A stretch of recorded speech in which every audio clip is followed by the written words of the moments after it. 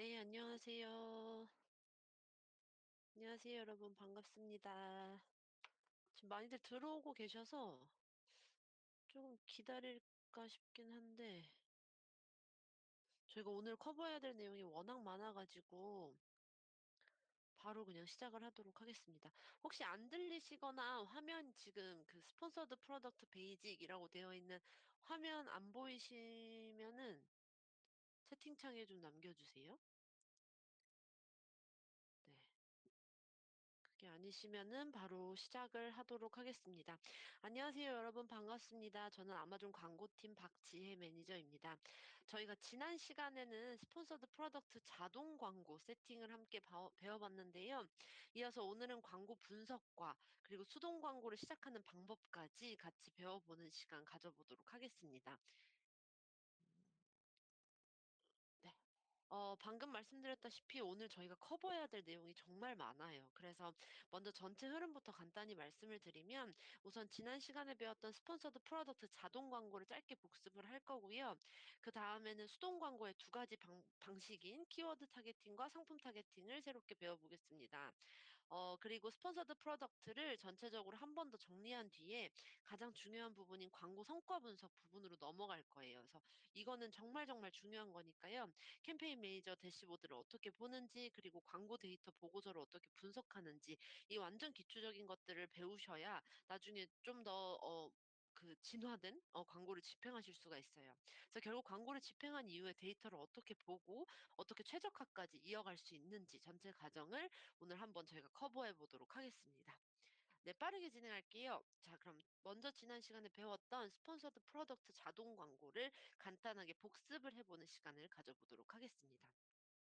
지금 화면에서 보시는 것처럼 스폰서드 프로덕트는 아마존에서 제공하는 키워드 기반의 상품 광고다라고 말씀을 드렸죠.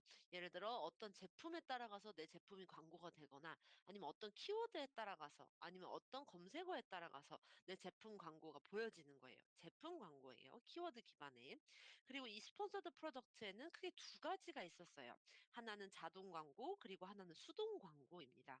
그래서 자동 광고에는 총 4가지 타겟팅 방식이 있었는데요. 혹시 기억나실까요? 기억하셔야 되는데. 보시면은 저희 자동 광고에는 크게 보면 두 가지로 나눌 수가 있어요. 검색어 매칭이 있고 상품 매칭이 있습니다. 검색어 매칭에는 매우 일치와 어느 정도 일치가 있었고요. 상품 매칭에는 대체 상품과 보완 상품이 있었습니다. 그래서 저희가 이 키워드들 검색어 매칭은 당연히 검색어 단어들이겠죠. 그래서 이거를 끌고 와서 저희가 키워드 타겟팅으로 수동 광고에 가져갈 거고요. 상품 매칭은 내가 어떤 다른 제품들을 따라갔더니 내 제품에 대한 광고 효율이 좋더라. 이런 걸 보시면 여기서 저희가 그 에이신들, 그 상품들을 쏙 빼가지고 상품 타겟팅으로 옮겨갈 거예요. 그래서 저희가 이 4가지 매칭 방법이 뭐였는지 좀 기억이 안 나시는 분들을 위해서 좀 복습을 준비했어요. 먼저 매우 일치, 그리고 어느 정도 일치는 키워드, 검색어와 관련된 거라고 했어요. 그래서 매우 일치부터 보면 매우 일치는 고객이 검색한 키워드, 고객이 검색한 검색어가 내 상품이 거의 정확하게 일치하는 경우예요. 예를 들어서 고객이 스테인리스 텀블러 500ml를 검색했을 때 내 상품명이 스테인리스 텀블러 500ml 또는 500ml 스테인리스 텀블러라면 광고가 노출되는 방식이에요. 거의 검색어랑 내 제품의 그 키워드가 정확하게 일치하는 경우겠죠. 그래서 내가 만약에 매우 일치로 이 키워드 광고를 켜놨다라고 하시면 이렇게 거의 일치하는 경우에만 제품 광고가 노출이 된 거예요. 반대로 어느 정도 일치라고 내가 해놓으면 완전히 같지는 않지만 의미가 일맥상통하거나 관련성이 있는 경우에는 이 광고가 노출이 된다는 거예요. 그래서 같은 검색어를 입력을 했을 때 내 상품이 보온 물병이나 사무실 물통처럼 유사 카테고리라고 하면 광고가 노출될 수 있습니다. 그래서 이 두 가지가 바로 키워드와 관련된 검색어 매칭 방식입니다. 이해하셨죠? 그리고 상품 매칭으로 갈 거예요. 내가 어느 제품을 따라갔을 때 내 상품이 내 상품 광고가 쪼끔 효율이 있나를 보려면 상품 매칭은 대체 상품과 보완 상품으로 나뉜다고 했어요. 대체 상품은 말 그대로 비슷한 상품을 따라가는 거예요. 예를 들어 내가 아디다스 운동화를 팔고 있는데 고객이 나이키 운동화를 보고 있어도 '내 상품이 대체 상품으로 노출되게 하고 싶다.'라고 하시면 이 대체 상품을 따라가시면 되고, 보완 상품은 내 상품과 같이 상호작용이 일어나는 함께 사용하는 상품이라고 보시면 돼요.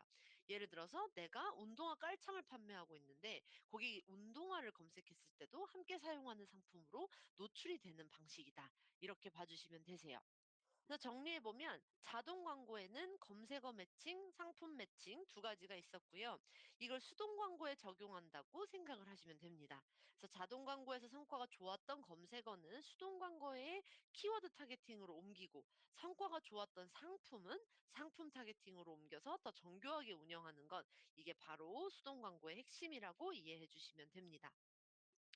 자, 그럼 이제 수동 광고 중에서도 키워드 타겟팅, 제가 아까 말씀드렸어요. 수동 광고는 키워드 타겟팅과 상품 타겟팅 이 두 가지로 나눠진다고 말씀을 드렸는데요.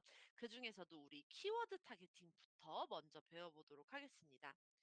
자동 광고에서는 4 가지 매칭 타입이 있었어요. 각 매칭 타입별로 입찰가를 설정을 했었죠. 내가 광범위한 매칭을 하고 싶으면 입찰가를 한 1 불, 1.1 불, 정확한 매칭으로 하고 싶으면 좀 1.5 불, 유사 AC는 1.0 불, 보완 AC는 1.2 불, 이런 식으로 자동 광고는 매칭 타입에 따라서 입찰가를 설정할 수 있었어요. 반면에 수동 광고는 조금 다릅니다. 우리가 특정 키워드를 가지고 올 거고 특정 ASIN이라고 하는 특정 상품들을 직접 일일이 선택을 해서 광고를 운영하기 때문에 그 각 키워드마다, 그 검색어마다 그 경쟁률이 다를 거 아니에요. 그렇기 때문에 각 키워드마다 각 상품마다 입찰가를 개별적으로 설정하실 수 있다는 거 한번 보시면 될 것 같아요. 제가 뒤에 시연을 보여 드리면서 설명할 거니까 '아 이런 개념이 있구나.' 정도만 이해하시면 될 것 같아요. 그래서 제가 직접 화면을 한번 지금 보면서 말씀을 하나씩 드려 볼게요. 잠시만요. 화면 전환을 좀 하겠습니다. 자, 이렇게 지금 화면에서 보시는 것처럼 저희가 이제 애드 콘솔에 들어오게 됐어요. 아마존 광고하실 때 기본적으로 진행하시는 애드 콘솔이죠. 메뉴로 들어가서 우선 기존과 동일하게 이제 접속하셔서 여기 캠페인 생성하기를 클릭해 주시고요. 그다음 우리가 오늘 만들 거 스폰서드 프로덕트라는 거를 선택을 합니다. 그래서 이제 광고 그룹 이름을 이제 제일 먼저 입력을 하게 될 거예요. 이거는 제가 지난 시간에도 몇 번 말씀을 드렸는데 그냥 이렇게 두셔도 되고요. 근데 오늘 저희가 이제 후반부에 배울 텐데 나중에 광고 리포트를 뽑아 보잖아요. 그러면은 이게 무슨 광고 그룹이었는지 기억이 안 나요. 그래서 제가 어느 정도 제 나름대로의 그 방법을 생성한 거를 말씀을 드렸었어요. 그래서 저는 그렇게 동일하게 광고 그룹을 써 볼게요. 저는 일단 광고 유형인 SP, 오늘 이제 우리 SP 광고하고 있으니까요. SP라고 쓰고 있고요. 나중에 SB를 하거나 SD를 하거나 ST를 하시면 그때 또 바꾸는 거겠죠. "나는 지금 제품 광고인 SP를 하고 있는 거야." SP라고 쓰시고, 그다음에 매뉴얼이에요. 우리 수동 광고죠. 만약에 자동인 경우에는 지난 시간에 오토라고 썼었어요. 근데 이번에 매뉴얼 광고니까 매뉴얼이라고 쓸게요. 그리고 매뉴얼 광고에는 두 가지 종류가 있었어요. 키워드 광고와 프로덕트 광고가 있었죠. 근데 저희는 지금 첫 번째인 키워드 광고부터 하고 있어요. 그래서 저는 키워드를 쓸게요. 그리고 내가 지금 광고를 진행할 상품이 어떤 거예요? 그걸 적어 주세요. 저는 토너 패드, 제가 갖고 있는 것 중에 토너 패드 제품들을 이 광고에다가 진행을 할 거예요. 그리고 이 토너 패드에 스큐가 있다면 스큐까지 적어 주시는 게 쪼끔 더 이해가 빠르겠죠. 저 같은 경우는 토너 패드가 세트 상품들이 있고요. 개별 상품들이 있어요. 그래서 저는 개별 상품들을 광고하는 인디비주얼, 제가 알아볼 수 있게 이렇게 쓸 거예요.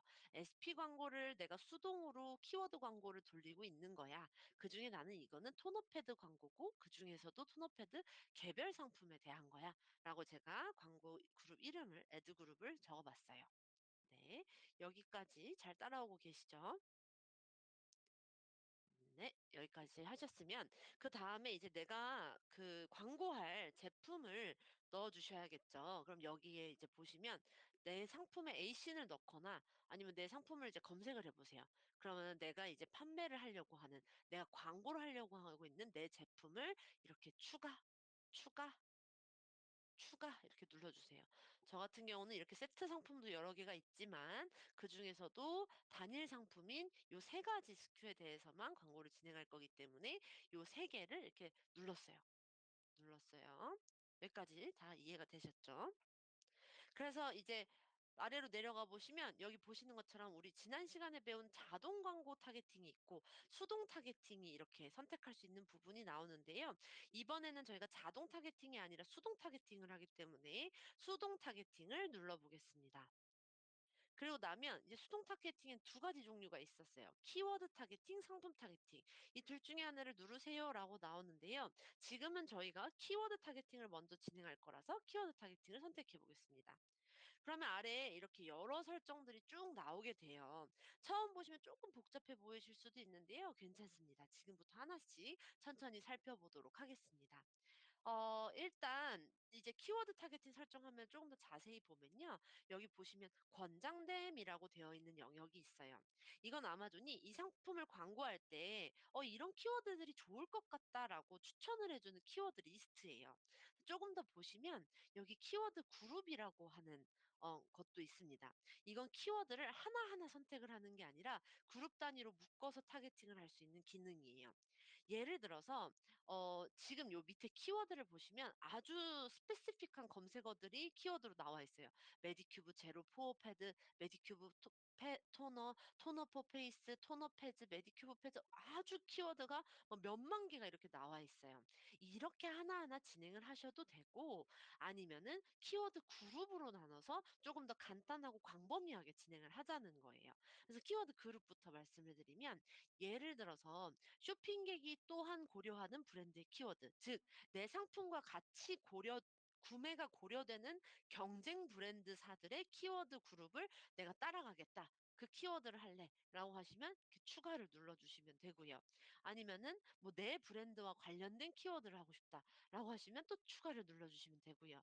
또는 선물 관련 키워드, 이거 되게 중요해요. 이제 곧 있으면 마더스 데이예요. 그래 가지고 뭐 5월 8일 뭐 이런 뭐 gift for mom 이런 게 있겠죠. 크리스마스 때는 크리스마스 gift for mom 뭐 woman 뭐 이런 게 있을 거예요. 아니면 프라임 데이 때 뭐 이런 때는 선물 관련 키워드들이 있어요. 저희가 평소에 광고를 할 때는 따라가지 않는 키워드들이겠죠. 이런 시즌에는 또 선물 관련 키워드 이렇게 따라가셔도 돼요. 그렇게 해서 키워드를 하나씩 하나씩 넣는 방법도 있지만 이렇게 그룹 단위로 한 번에 타겟팅하는 방법도 있다라고 이해해 주시면 될 것 같습니다.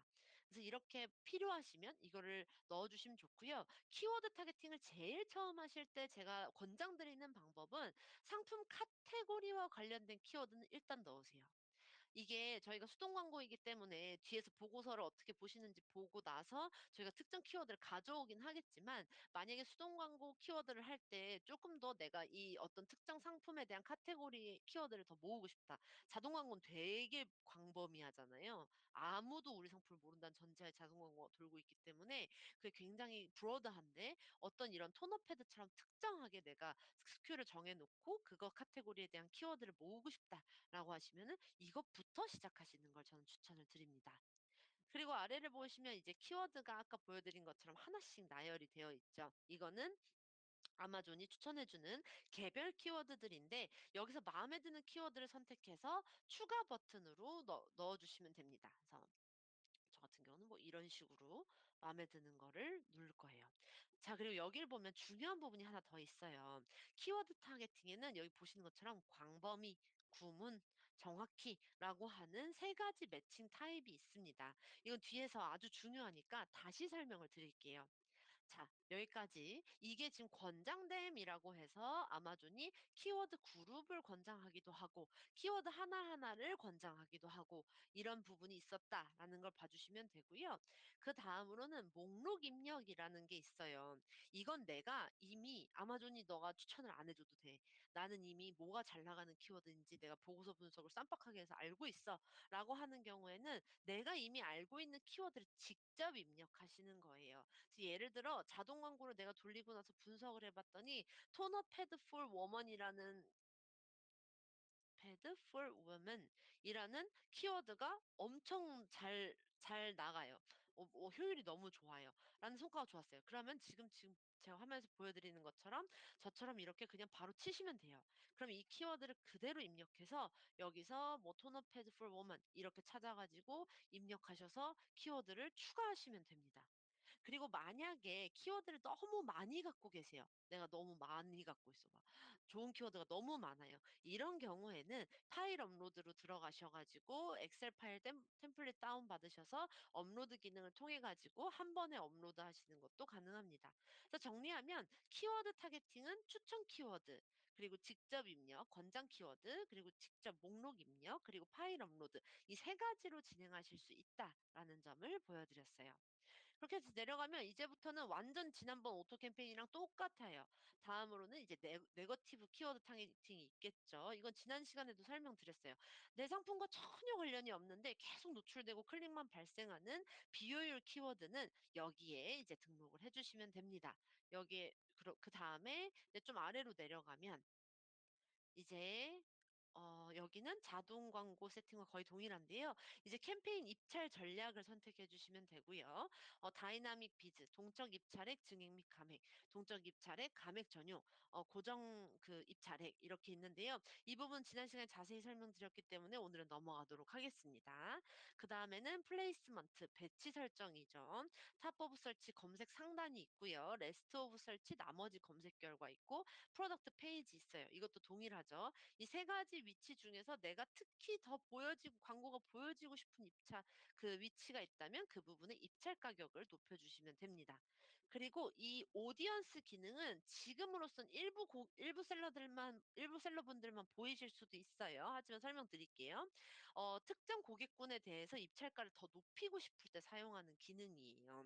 예를 들어서 내가 여기 보면 아마존에서 구축한 잠재 고객에 대해 입찰액 증액. 요 앞에 배치나 동적 입창에 이런 것들 다 보시면 내가 보여지고 싶은 위치에다가 돈을 더 태우는 거였잖아요.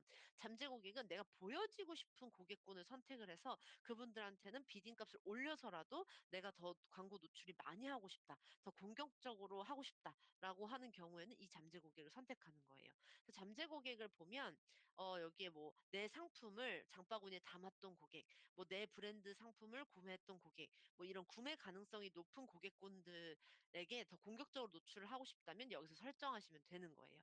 그래서 뭐 내 브랜드를 뭐 담았던 고객 이런 게. 이게 제가 어떤 셀러분들은 지금 보이시고 어떤 셀러분들은 안 보이실 거예요라고 말씀을 드렸는데 이 충분한 데이터가 없는 경우에는 안 보이시는 경우도 있어요. 아직 광고를 아예 안 돌려보셨거나 아니면 뭐 너무 입점하신 지 얼마 안 되셨거나 아니면 그 카테고리 자체가 너무 마이너하다라고 하면은 안 나오시는 분들도 계시는데 만약에 잠재 고객이 있으시면 해 보시는 것도 좋을 것 같습니다. 그래서 이런 구매 가능성이 높은 고객들을 특정하고 더 공격적으로 노출을 하시고 싶으시다면 여기에 이제 비딩 가격을 뭐 이렇게 100% 이렇게 올려 주시면 돼요. 그래서 여기 배치랑 잠재 고객까지 설명을 드렸고요. 이제 모든 설정이 끝났다면 캠페인 네임 넣어 주시고요. 아까 애드 그룹 네임처럼 넣어 주시면 되고 포트폴리오 있으시면 선택해 주시고 시작일은 오늘, 종료일은 없음이에요. 이것도 종료일은 없음입니다. 그리고 데일리 버짓 입력하신 후에 여기에 런치 캠페인 시작하기를 누르시면 캠페인이 생성이 됩니다. 그래서 보시면 자동 광고랑 전혀 크게 다르지가 않아요. 생각보다 굉장히 간단합니다. 그래서 네, 굉장히 간단하기 때문에 한번 해 보시면 좋을 것 같고요. 다시 제가 장표로 넘어가서 수동 광고에서 꼭 알고 계셔야 할 개념들에 대해서 좀 말씀을 드릴게요.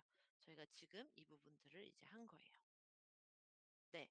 이제 그리고 오늘 이제 하나 안내를 드릴 게 오늘 웨비나 이후에 수동 광고를 실제로 집행을 하시고 저희 이메일로 인증해 주시는 셀러분들 중에서는 선착순으로 저희가 스타벅스 기프티콘 드리고 있으니까요. 꼭 참여 부탁드립니다. 자, 그러면은 이제 키워드 타겟팅에서 제가 방금 전에 나중에 설명드릴게요 한 게 있어요. 요 세 가지예요. 키워드 타겟팅에서는 지금 이 세 가지를 반드시 꼭 기억하셔야 돼요. 첫 번째는 내가 어떤 키워드를 선택할 것인지 네. 그거를 봐 주시는 게 너무 중요하고요. 두 번째는 어떤 매칭 방식을 사용할 것인지, 세 번째는 입찰가를 어떻게 설정할 것인지입니다. 그래서 이 세 가지가 수동 광고의 핵심이라고 봐 주시면 되는데요. 먼저 키워드 선택 방법부터 보겠습니다. 키워드는 크게 5가지 유형으로 나눠서 생각해 보시면 좋은데요. 첫 번째는 카테고리 키워드, 두 번째 내 브랜드 및 상품 키워드, 세 번째는 경쟁사 브랜드 키워드, 네 번째는 보충 키워드, 마지막으로는 시즌성 키워드입니다. 그래서 예를 들어 시즌성 키워드는 아까 말씀드린 프라임데이, 마더스데이, 크리스마스데이 뭐 이런 이벤트 시즌에 있는 시즌 키워드가 있겠죠. 이런 것들이 굉장히 중요해집니다.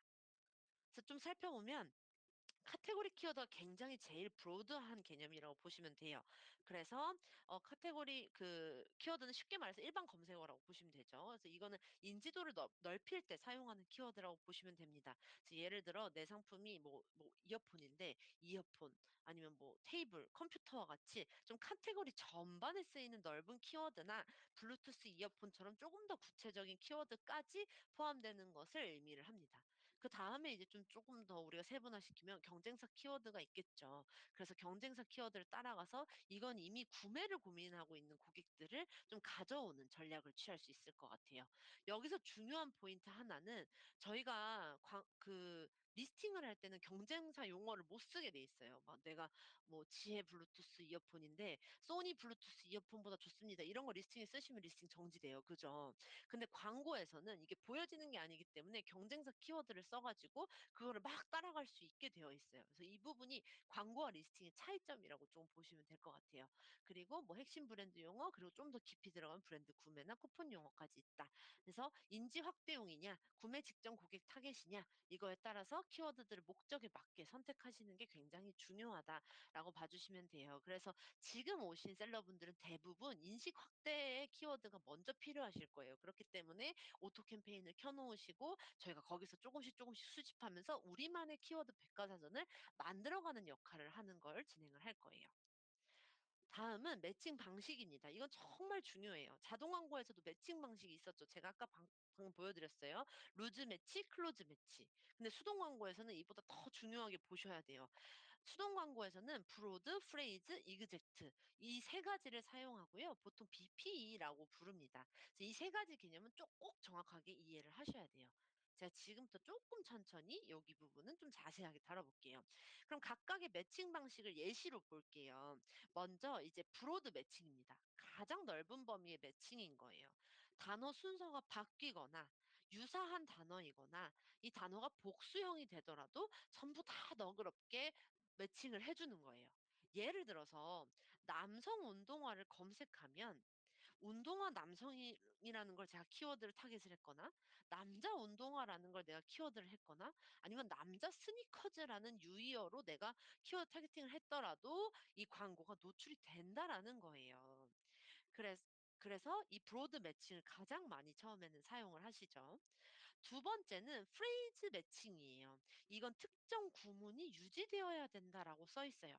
대신에 앞뒤에 다른 단어가 붙는 거는 허용하는 거예요. 예를 들어서 어떤 소비자가 검정 운동화라는 검색어를 검색했어요.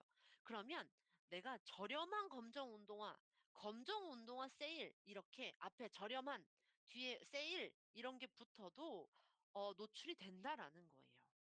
이해하셨죠? 마지막은 이그젝트 매칭입니다. 이거 말 그대로 이그젝트 정확하게 일치해야만 노출이 된다라는 거예요. 가장 좁은 타겟팅이겠죠.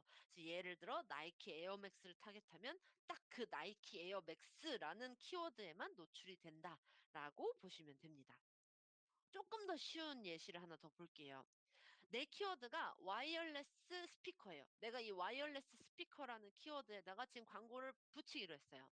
내가 만약에 이 키워드에 광고를 브로드 매칭 타입, 광범위 매칭 타입으로 진행을 하게 되면 예를 들어 어떤 소비자가 와이어리스 블루투스 스피커라고 검색을 했을 때도 내 광고는 노출이 된다는 거예요.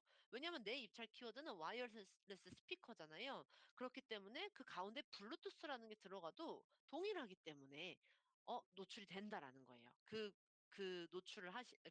검색을 하신 소비자에게. 그다음으로 이제 프레이즈 구문 매칭을 가 보도록 할게요. 제가 아까 방금 말씀드린 것처럼 구문은 유지가 되지만 앞뒤에 뭐가 붙는 게 괜찮다라고 했어요. 그래서 만약에 내가 구문 매칭으로 광고를 시작했다라고 하시면 블루투스 와이어리스 스피커 또는 와이어리스 스피커 케이스라고 앞에 블루투스 맨 뒤에 케이스 이렇게 붙어도 내 와이어리스 스피커라는 입찰 키워드는 유지가 되고 있기 때문에 여기에는 내 광고가 노출이 된다라는 거예요. 근데 제가 X라고 써 놓은 거 보세요. 와이어리스 레드 스피커. 와이어리스 스피커가 쪼개져 버렸어요. 가운데 레드가 들어와 버렸거든요. 이런 경우에는 프레이즈로 매칭을 하신 경우에는 노출이 안 됩니다. 만약에 이게 광범위한 매칭이었으면 와이어리스 레드 스피커에도 노출이 됐겠죠. 이해되시죠? 그리고 마지막은 이제 정확한 매칭이에요. 이거는 와이어리스 스피커라고 검색하지 않는 한 절대 뜨지가 않아요. 그래서 와이어리스 스피커라고 누가 검색을 소비자가 한다면 노출이 되겠죠. 하지만 워터프루프 와이어리스 스피커라고 하면 와이어리스 스피커 앞에 뭐가 붙었기 때문에 절대 이 광고가 노출이 되지 않는다는 거예요. 여기까지 이해되셨죠? 자, 그럼 퀴즈 하나 드려볼게요. 첫 번째 키워드가 웜은 풋웨어고 브로드한 광범위 매칭입니다. 고객이 웜은 스니커 썸머라고 검색하면 노출이 될까요? 잘 기억하셔야 돼요. 웜은 풋웨어예요. 여성 운동화. 근데 고객이 여성 운동화 여름이라고 쳤어요. 될까요? 두 번째 문제예요. 와이어리스 워터프루프 이어버즈 화이트 이고 정확한 매칭을 제가 요구했어요. 근데 소비자가 와이어리스 워터프루프 이어버드 화이트라고 했어요. 단수형으로 고객이 검색했어요. 이거는 노출이 될까요? 마지막으로 키워드가 웜은 풋웨어 썸머 레드이고 이그젝트 매칭입니다. 그리고 고객이 우먼 스니커 썸머 레드라고 검색을 했어요. 노출이 될까요? 네, 생각보다 많은 분들이 답변을 주고 계시는데 너무 재밌네요. 전 답을 알고 있거든요. 네. 답변을 보여드리겠습니다. 첫 번째 동그라미 맞고요. 두 번째 동그라미 맞고요. 세 번째는 X입니다. 잠깐 설명을 드리면 우먼 푸드웨어 여성 신발이라고 내가 키워드를 타겟팅을 했지만 이건 광범위한 매칭이기 때문에 우먼 스니커 서머 여성 운동화 여름이라고 여름 여성 운동화라고 해도 여성 신발의 범주 안에 있어요. 그렇기 때문에 노출이 될 거예요. 그리고 정확한 매칭 같은 경우에는 정확해야 된다고 했어요. 근데 단수 복수는 상관이 없어요. 그래서 정확하게 와이어리스 워터프루프 이어버즈 화이트라고 똑같이 검색을 하는 사람도 노출이 되고 이어버드라고 하는 단수형이어도 노출이 됩니다. 그리고 마지막으로 정확한 매칭은 우먼 푸드웨어 썸머 레드여야 되죠. 이건 진짜 뭐 우먼 푸드웨어 썸머 레드 아니면 우먼이 MAN으로만 바뀌어도 돼요. 그랬으면 됐을 건데 이게 아예 푸드웨어가 스니커라는 말로 바뀌어져 버렸기 때문에 이거는 매칭이 안 되는 거예요. 생각보다 많은 분들이 다 맞으셨어요. 제가 설명을 잘했죠? 그래서 네 어쨌든 이렇게 보시면 될 것 같고요. 마지막으로는 입찰가입니다. 그래서 가장 기본은 아마존이 제공하는 권장 입찰가예요. 그래서 키워드를 넣으면 추천 입찰가 범위를 보여주죠, 아마존이. 앞으로 들어갈 때는 0.49 불, 프레이즈 0.49 불, 이그젝트 0.43 불 뭐 이런 식으로 아마존이 막 추천 입찰가의 범위를 보여줄 거예요. 이걸 그대로 사용하셔도 되고요. 아니면 또 하나 의 방법은 권장 입찰가보다 한 10%에서 20% 정도씩 단계적으로 쭉쭉쭉 올려보시면서 최적의 입찰가를 찾는 방법을 취해보시는 것도 좋아요. 그래서 이걸 계단식으로 테스트하면서 내 상품에 맞는 적정 입찰가를 찾는 것이 굉장히 중요합니다. 그래서 이 부분은 자동 광고에서도 말씀드렸던 내용인데요. 수동 광고를 운영하다 보면은 제가 말씀드렸듯이 제외 키워드, 가끔 엉뚱한 키워드가 잡히는 경우가 있어요. 이럴 때 사용하는 게 바로 제외 키워드죠. 그래서 내가 뭐 "이 키워드에는 내 광고가 절대 노출되지 않았으면 좋겠어."라고 하면 그걸 막아주는 기능이에요. 결국 목적은 하나예요. 불필요한 클릭을 줄이고 A 코스라는 개념을 저희가 뒤에 배울 건데 A 코스를 안정적으로 유지할 수 있게 해 주는 게 이거예요. 하지만 지금 단계에서는 대부분 셀러분들이 초기이실 거기 때문에 이거 너무 신경 안 쓰셔도 괜찮습니다. 왜냐하면 제외 키워드는 충분한 데이터가 쌓여야 판단이 가능하고 너무 과도하게 설정하면 오히려 광고 노출이 줄어서 캠페인이 제대로 돌지 않을 수도 있어요. 그래서 예를 들어 저희가 완전 신인이고 무명일 때 "안티팬도 팬이다."라고 하잖아요. 그런 식으로 저희가 지금 이런 효율 없는 키워드까지도 모으는 단계이기 때문에 그래서 지금은 일단 진행을 하시고 데이터가 어느 정도 쌓인 이후에 활용을 하시는 거를 추천을 드립니다. 네. 그럼 이제 수동 광고의 두 번째 방식 상품 타겟팅으로 넘어가겠습니다. 상품 타겟팅은 말 그대로 특정 상품을 따라가면서 광고를 노출하는 방식입니다. 그래서 이것도 크게 두 가지 전략으로 나눠 볼 수가 있는데요. 첫 번째는 유사 에이신 타겟팅입니다. 이건 경쟁력이 상대적으로 낮은 상품을 타겟팅을 하는 거예요. 나보다 좀 못한 애들 타겟팅하는 거죠, 쉽게 말해서. 그래서 내 상품이 더 좋아 보이도록 만드는 전략이에요. 두 번째 같은 경우는 보안 에이신 타겟팅입니다. 이건 트래픽이 많은 인기 상품을 막 따라가 가지고 그 상품의 유입을 일부 가져오는 전략입니다. 즉 하나는 비교 우위 전략이라고 보시면 되고요. 다른 하나는 남의 트래픽 활용 전략이라고 보시면 돼요. 자, 그래서 이번에도 동일하게 제가 시연을 통해서 보여드리는 게 조금 더 이해하시기 편하실 것 같아요. 잠깐 화면 전환을 할게요.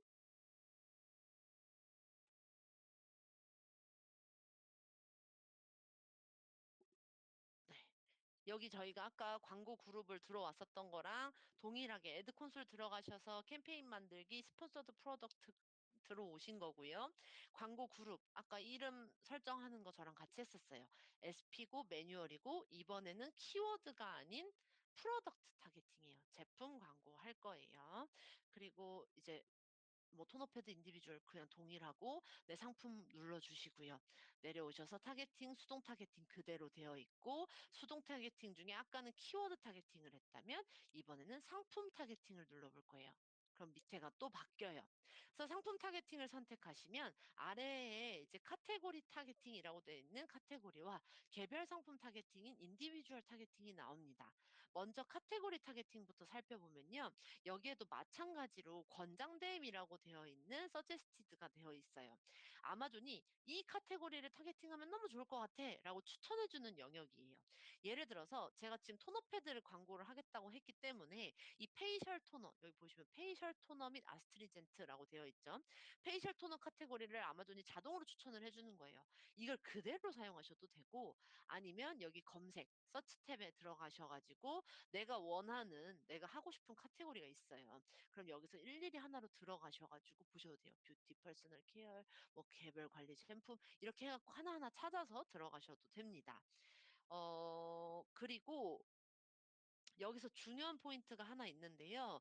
보통 저희가 카테고리 상품 타겟팅을 할 때 카테고리 타겟팅을 많이 하시는데 이 카테고리 타겟팅이라는 게 카테고리별로 물론 다 달라요. 뭐 일반화할 수는 없지만 전반적으로 K-뷰티, K-글로서리 같은 경우는 지금 대부분 셀러분들이 거기 그걸 판매하고 계실 건데 홈앤키친 뭐 이런 것들은 카테고리 세부 카테고리 하나에도 막 브랜드가 너무 많고 제품이 막 엄청 많아요. 그래서 얘네들이랑 다 좀 일괄적으로 타겟팅을 하는 것 자체가 '그렇게 의미가 있나?'라는 생각이 드실 때가 있거든요.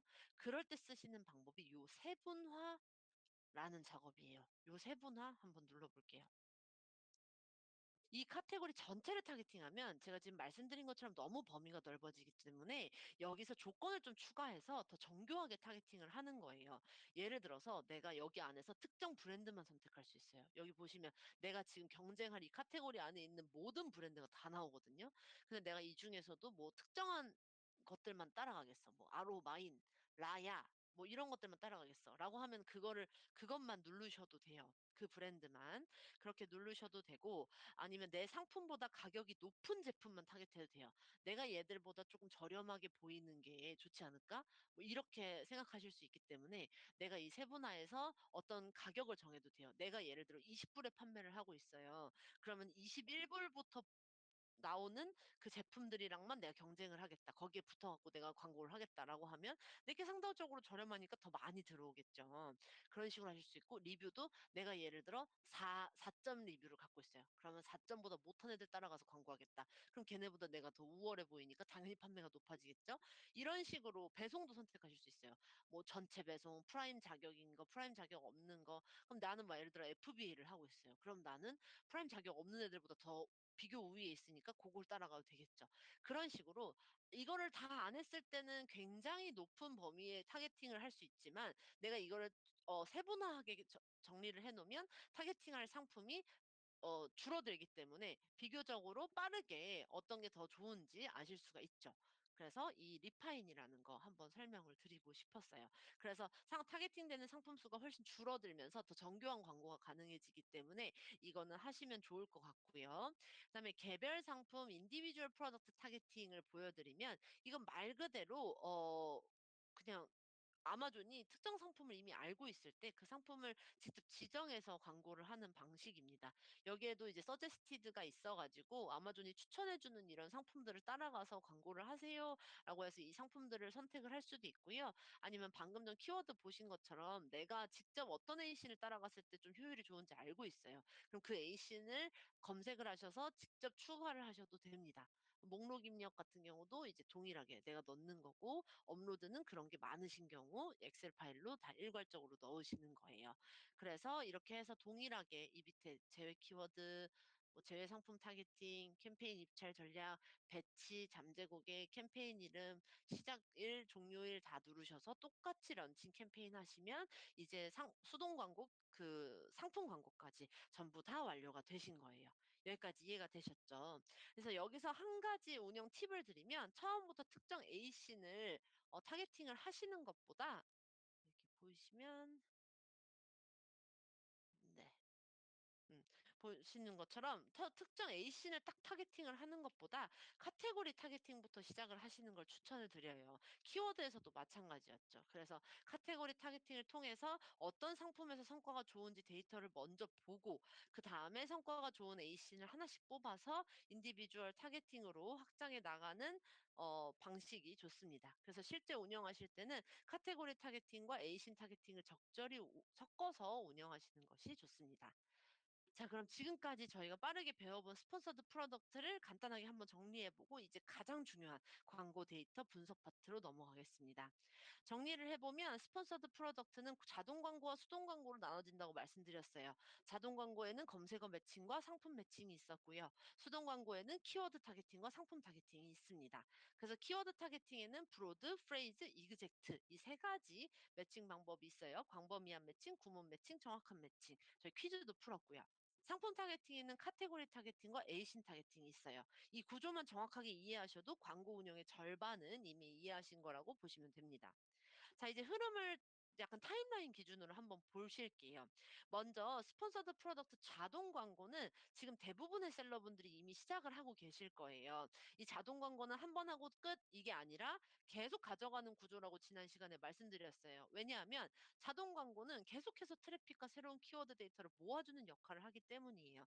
그래서 내가 처음에 한 30일에서 60일, 이제 런칭한 지 30일에서 60일 정도 됐다라고 하시면 자동 광고 일단 시작하세요. 자동 광고 일단 시작하시고, 내가 엄청나게 대단한 막 베스트셀러의 셀러가 돼도 이 자동 광고는 절대 안 끌 거예요. 저희의 오늘 이제 나중에 그 보고서 하실 때도 배우시겠지만, 저희의 이 뭐랄까, 적금 같은 존재예요. 얘가 모든 키워드들을 막 내가 5년 된 10년 된 셀러여도 계속 모아줄 거거든요. 그 시대에 맞춰서, 그 트렌드에 맞춰서 이 효율을 조율을 하시는 거지 이거를 끄지는 않을 거다라고 생각하셔서 계속해서 운영을 해주시면 좋을 것 같습니다.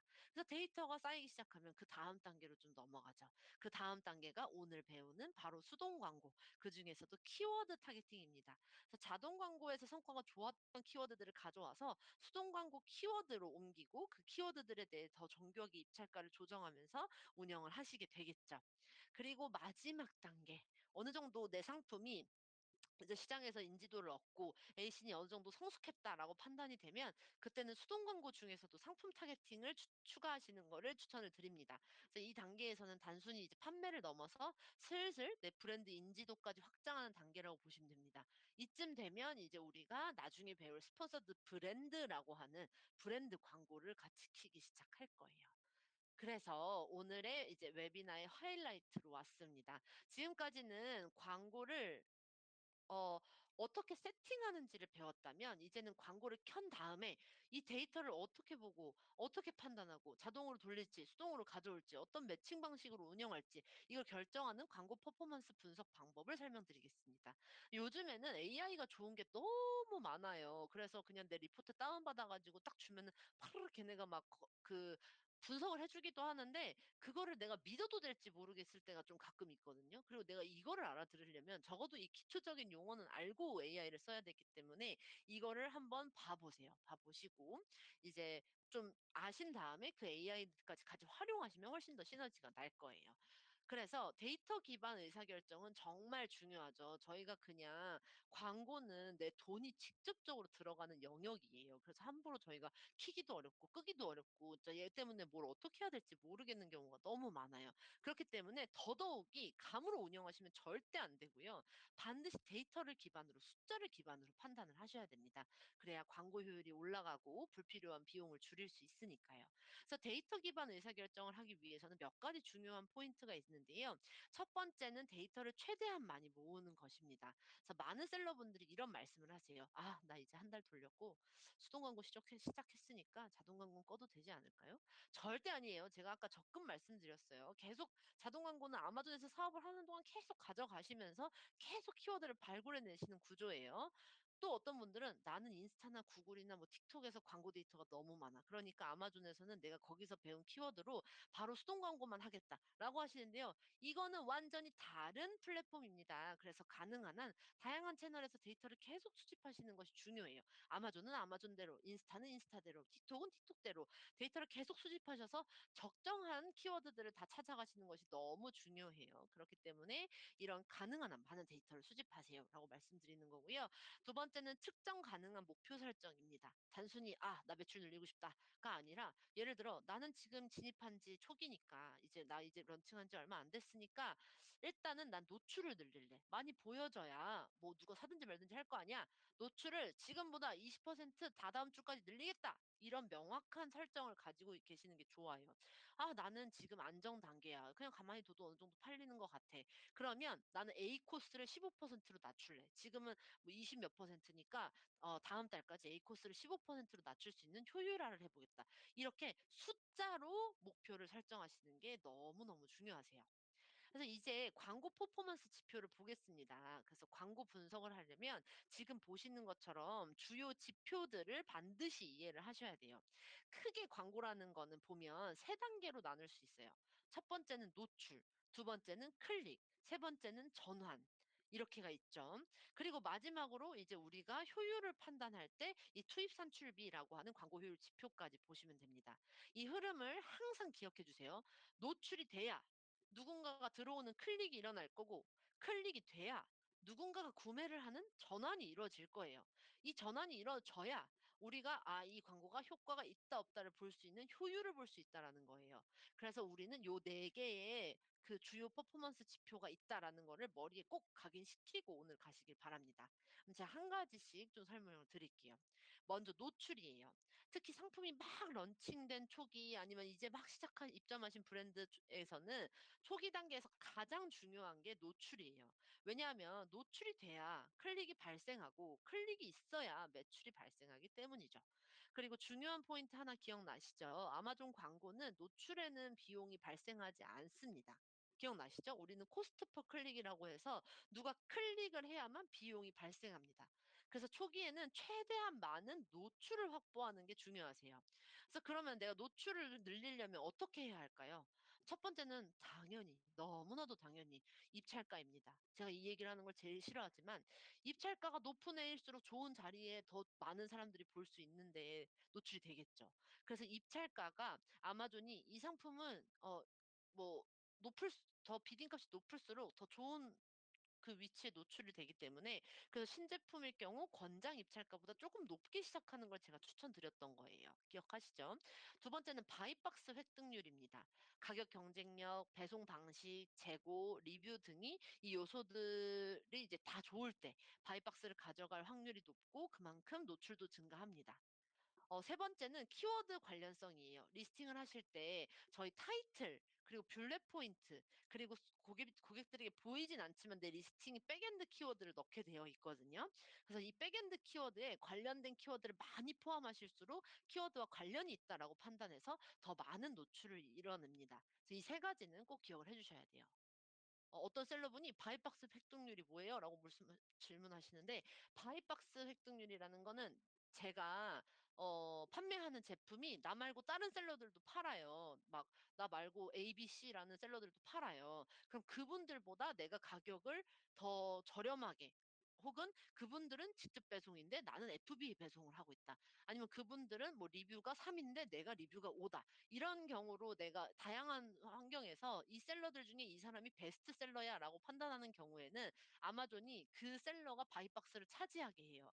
보통 셀러들이, 그러니까 소비자들이 자, 보자, 보자. 이 제품을 살 건데, 이 셀러가 몇 명이 팔고 있나? 그 중에서 이 사람이 제일 낫네. 이렇게 고르지 않잖아요. 그냥 딱 보이면 검색해가지고 그냥 장바구니 넣어서 사버린단 말이에요. 그 바이박스를 획득하고 있는 셀러께 담기는 거예요. 그렇기 때문에 항상 셀러가 내 상품을 여러 명이 팔고 있다, 뭐 리셀러다 이러시는 경우에는 경쟁력이 있는 가격을 세팅하시고 재고도 많이 갖고 계시고 뭐 배송 옵션도 FBA로 해놓으시고 이렇게 해놓으시면 돼요. 백엔드에 경쟁사 브랜드명의 키워드 넣으셔도 돼요. 왜냐면 그거는 보여지지 않으니까요. 그래서 리스팅 하실 때 안 보여지는 그 리스팅이 있거든요. 헤드라인, 뭐 타이틀, 뭐 블랙 포인트, 뭐 아니면 디스크립션, 이미지 이렇게 보여지는 데 넣으시면 절대 안 돼요. 그럼 리스팅이 이제 내려갑니다. 근데 보여지지 않는 곳에서는 가능히 합니다.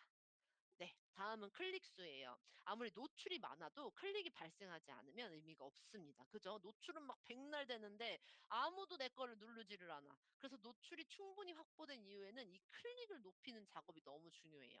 그럼 클릭을 좌우하는 요소가 뭔지 한번 볼게요. 첫 번째는 당연히 가격 경쟁력이죠. 같이 노출되는 경쟁 상품 대비해서 내 제품이 딱히 떨어져 보이지 않는데 가격도 우수해. 그럼 이 제품 클릭해서 들어오겠죠. 두 번째는 이미지와 타이틀입니다. 단박에 보여지는 건 그냥 썸네일이에요. 그래가지고 이미지랑 타이틀 먼저 보이죠. 내 리스팅이 썸네일이 매력적인지 타이틀이 고객의 관심을 끌 수 있는지가 굉장히 중요합니다.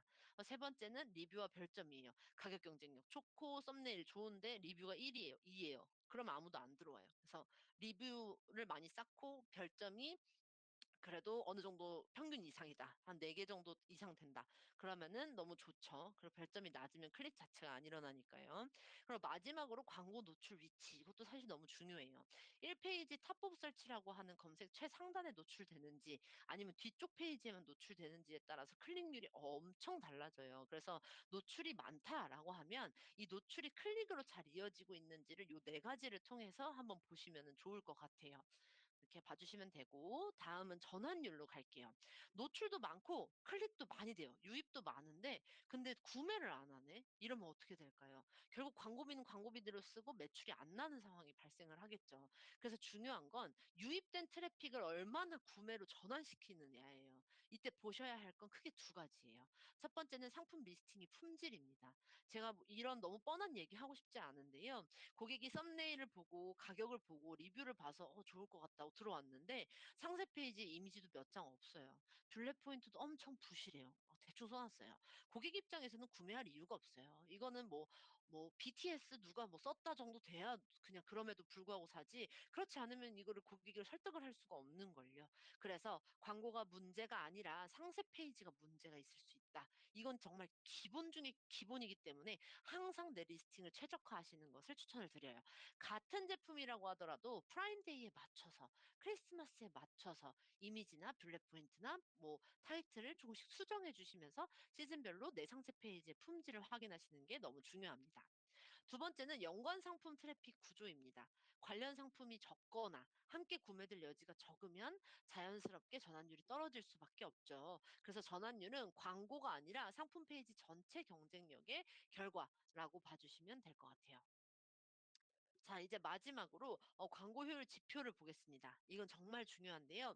기본 중에 기본이라서 이거는 뭐 AI 10개를 쓰셔도 꼭 이해를 하시고 AI를 쓰셔야 돼요. 첫 번째는 CPC, 코스트 퍼 클릭이라고 하는 클릭당 과금입니다. 클릭이 한 번 이루어질 때마다 얼마를 쓰고 있는지 보는 지표예요. 그래서 우리가 총 광고비가 나올 거예요. 뭐 500불이면 500불, 만 불이면 만 불. 그러면은 이걸 총 클릭 수로 나누면 평균적으로 한 번 클릭이 일어날 때마다 얼마 정도의 광고 비용이 발생했다라는 걸 보실 수가 있어요. 두 번째는 총 광고 비용이에요. 이거는 아까 클릭당 과금이랑 정반대로 계산하면 되겠죠. 코스트 per 클릭, 클릭당 발생한 평균 과금된 CPC 가격에다가 클릭 수를 곱하면 우리가 총 광고 비용이 얼마가 나왔는지를 보실 수가 있죠. 그리고 이제 가장 중요한 두 가지, A 코스랑 로아스입니다.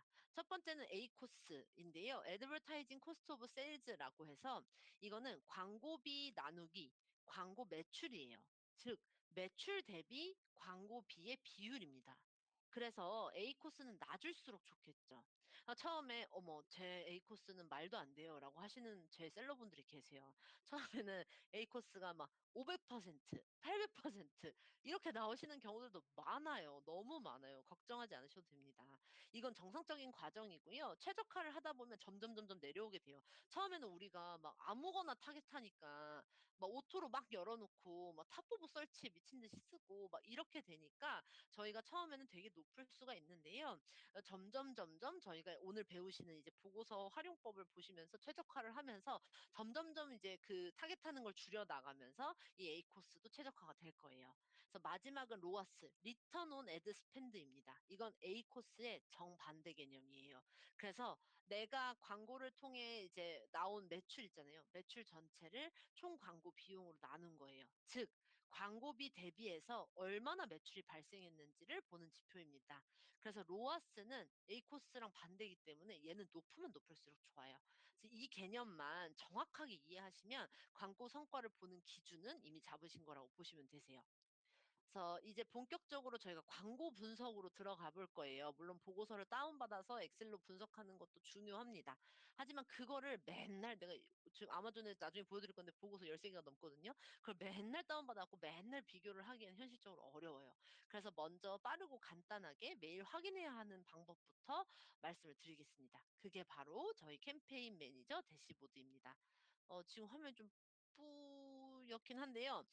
저희 맨 처음에 아까 보여드렸던 애드 콘솔 들어가시면 캠페인 매니저 대시보드가 지금 화면에서 보시는 것처럼 나오실 거예요. 그래서 이렇게 대시보드가 나오는데 이거는 크게 두 가지 영역으로 나눌 수 있어요. 위쪽은 퍼포먼스 대시보드, 아래쪽은 캠페인 대시보드입니다. 그래서 위에서는 전체 트렌드를 보고 아래에서는 개별 캠페인을 관리한다라고 생각하시면 됩니다. 그래서 먼저 퍼포먼스 대시보드 위에 있는 것부터 말씀을 드릴게요. 잠시만요. 네. 여기서는 내가 보고 싶은 지표를 선택해서 그래프로 확인하실 수 있는 거예요. 그래서 노출, 클릭, 광고비, 매출, 로아스, 이렇게 여기 보시면 잘 안 보이, 이게 캡처가 좀 뿌였네요, 오늘. 그 전체 광고 스펜드, 광고에서 일어난 매출, 로아스, 에이코스, 임프레션, 노출, 이런 것들을 여기 애드 매트릭이라는 걸 누르셔갖고 내가 보고 싶은 그래프를 이렇게 고를 수가 있어요. 그래서 한 네다섯 개까지 할 수 있고 그중에 두 개를 이렇게 꺾은선 그래프로 볼 수 있게 되어 있거든요. 그래서 요거를 왜 하냐? 한눈에 트렌드를 볼 수 있죠. 이게 좋은 점은 엑셀로 따로 내가 일일이 그려보지 않아도 빠르게 흐름을 파악할 수 있다라는 점입니다. 그래서 예를 들어서 어느 날 갑자기 내가 노출이 확 늘었어요. 그날 무슨 일 있었지? 라고 볼 수 있는 거예요. 그래서 이거는 매일 보는 습관을 들이시면 좋습니다. 다음은 캠페인 대시보드예요. 여기서는 각 캠페인을 한눈에 보실 수 있고요. 그래서 오토 캠페인, 매뉴얼 캠페인, 키워드, 매뉴얼 캠페인, 상품 이렇게 해서 쭈르륵 내가 하고 있는 캠페인을 전부 다 보실 수가 있어요. 그래서 좋은 점은 굳이 캠페인 안으로 안 들어가도 여기서 내 예산 아니면 입찰가 이런 것들을 여기서 바로 수정을 하실 수가 있어요. 요 옆에 보면 매출이 몇 개가 일어났고 얼마를 내가 썼고 로아스는 얼마고 클릭이 얼마고 임프레션이 얼마고 이걸 쭉 옆에 캠페인별로 볼 수 있거든요. 그럼 얘가 효율이 좋아. 근데 내가 생각보다 버짓이 너무 낮아. 그럼 얘를 높이고 얘를 낮추고 이런 식으로 여기 현장에서 바로 진행을 하실 수 있기 때문에 빠르게 확인하고 바로 수정할 수 있다는 게 굉장히 장점입니다. 자, 그러면 어떤 지표를 봐야 할까요? 그래서 가장 기본 중에 기본이 되는 것들 먼저 말씀을 드릴게요. 가장 기본은 지금 셀러분들에게 제일 필요한 거는 노출과 클릭 수입니다. 이 두 개는 무조건 매일 보셔야 합니다. 보통 클릭 수는 노출과 비슷한 흐름으로 움직이기 때문에 트렌드를 같이 보시면 좋아요. 그래서 이 대시보드는 지금 내 광고가 잘 돌아가고 있는지 빠르게 체크하는 용도로 사용하시면 좋습니다. 난 아무것도 한 게 없는데 이게 갑자기 뚝 떨어진다? 뭐가 잘못된 거예요? 뭐 재고가 OS가 낮다든지 아니면은 내 리스팅이 뭐가 노출이 안 되고 있다든지 이런 핵심적인 것들을 바로 파악하실 수 있으니까 이 노출량과 클릭 수는 반드시 보시고요. 다음은 이제 노출 다음으로 중요한 게 저희가 뭐였죠? 클릭 관련 지표예요. 지금 보시면 황색이 CTR이라고 하는 클릭률이고 파랑색이 CPC입니다. 중간에 둘 다 확 떨어지는 구간 보이시죠? 이럴 때는 반드시 이유를 찾아야 돼요. 예를 들어 가격을 너무 올렸다든지 내 상품 가격 자체를 아니면 이미지나 타이틀이 바뀌었는지 아니면 품절이 있었는지 뭐 노출 위치가 바뀌었는지 막 탑업 설치하다가 갑자기 끊었든지 이런 것들을 점검을 하셔야 합니다. 그리고 또 한 가지 케이스는 CTR은 그대로예요. 클릭 트루 레이트는 그대로인데 CPC만 막 올라가요. 이건 시장 경쟁이 심해졌거나 너무 경쟁이 치열한 키워드로 내가 타겟해서 바꿨는 건 아닌지 이런 것들을 확인해 보시면 좋습니다. 네, 다음은 A코스 분석입니다. A코스를 볼 때는 반드시 매출과 같이 보셔야 돼요. 그래서 매출이 떨어졌다면 매출이 왜 떨어졌는지 먼저 보시고요. 그 상태에서 A코스가 안정적인지를 확인을 해야 돼요. 이 그래프를 보시면 초반에는 A코스가 이제 황색깔인데요. A코스가 굉장히 높고 막 플럭추에이션이 심해요. 막 흔들리